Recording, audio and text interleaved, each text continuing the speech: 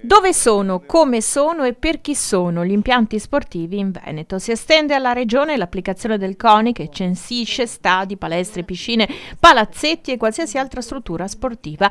Una realtà già operativa in Toscana, Molise, Calabria, Friuli, Venezia Giulia e nella città di Roma. Metterà a disposizione i dati di tutta l'utenza, per cui chiunque potrà tramite un facile utilizzo individuare dove praticare la disciplina sportiva preferita, che tipologia di impianto, la distanza dal luogo in cui si è tramite una geolocalizzazione e anche il percorso che dovrà seguire o a piedi o con i mezzi pubblici o con la propria automobile o quello che desidera meglio, quanto è dista dal posto in cui si è. Il Veneto dispone già di un monitoraggio degli impianti, ma con l'accordo sottoscritto a Palazzo Balbi, sede della giunta regionale, si può avere un aggiornamento in tempo reale. Questo censimento ci darà la perfetta cognizione dello stato degli impianti a livello di sicurezza, a livello di accessibilità, di barriere per i disabili e di dotazioni tecniche. Questo permetterà anche di indirizzare le nostre scelte e le scelte degli enti locali per fare tutta una grande opera di manutenzione che è assolutamente necessaria, soprattutto nella direzione del superamento delle barriere per i disabili.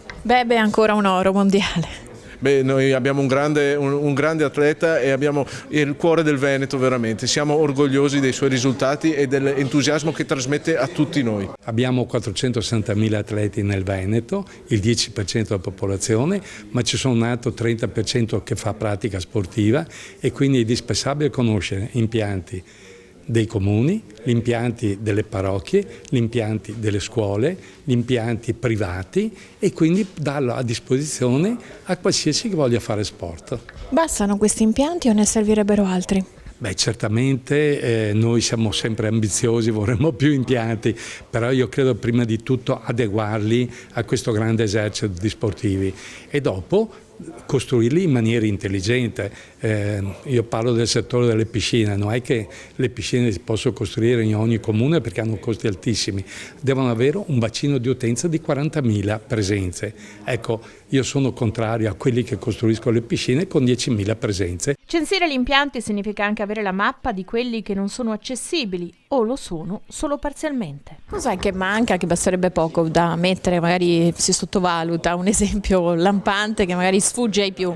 Beh, per esempio la presenza di un parcheggio all'esterno dell'impiantistica sportiva dove magari manca il parcheggio riservato o accessibile, oppure il bagno il bagno riservato e accessibile, però manca di qualche particolare come o il maniglione o lo specchio non all'altezza adeguata. Sono cose che costano davvero poco, ci vuole solo un po' di maggiore cultura sull'inclusione, sulla progettazione accessibile per risolvere di solito parecchi problemi o il piccolo gradino di qualche centimetro all'ingresso della struttura o dello spogliatoio.